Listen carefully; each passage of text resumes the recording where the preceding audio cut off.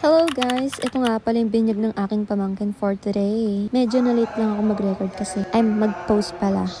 Ano daw? So ito nga pala ang aking mga pinsan at aking kapatid na si ate. Yes, sila nga yan. So habang binibidyohan ko sila, may napansin ako, ang dami palang magpapabinyag. After ng binyag ng kapatid ko, may mga susunod pa na sobrang dami. I think mga 3 ganun. So ayun guys.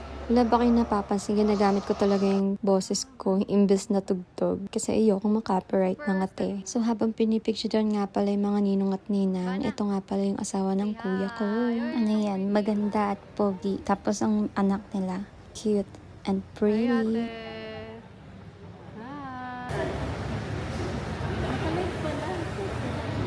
Medyo nakakatakot magbuhat ng baby kasi malay mo mahulog talaga. So, ayun. Yan yung pamangkin ko, buhat-buhat nila. So, ito na nga. Magpipicture-picture sila. And then, habang buhat-buhat si Micah.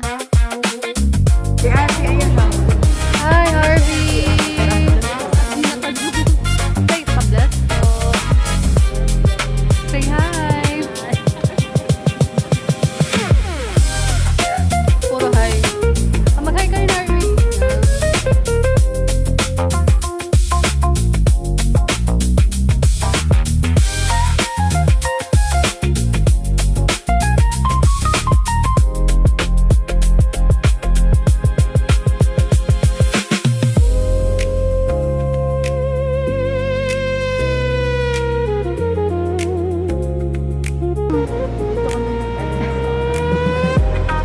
Ito po.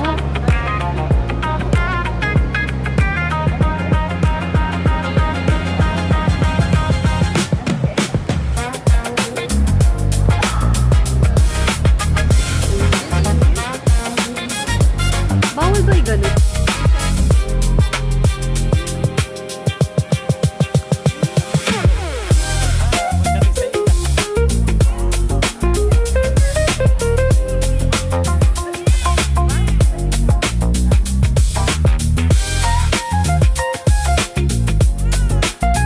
So, yun guys. Ako na ang next. Medyo natatawa ako kasi yung tipong bigla na lang siya naiyak guys. Cute-cute pa naman niya. Oh. Hindi ko napansin na hatak niya na pala ang aking hairdo. Nasagi ang aking face lock mga tea. Yung picture ko doon parang natakpan ng aking face. Parang half-half mga ganun.